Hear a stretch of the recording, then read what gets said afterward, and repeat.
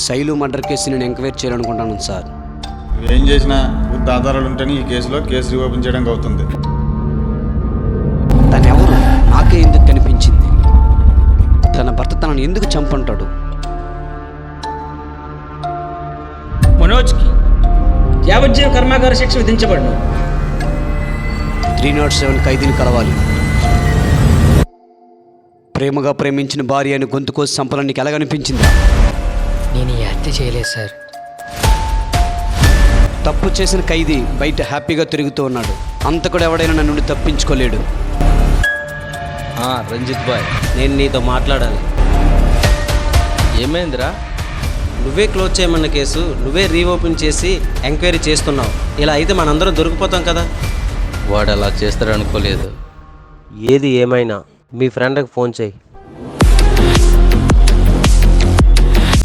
నువ్వేం భయపడకు, ఓకే?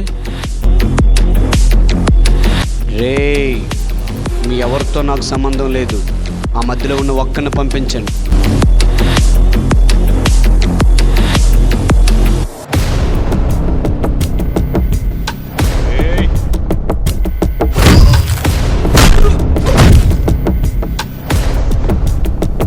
తనెవరో తెలుసా? Shailu the girl.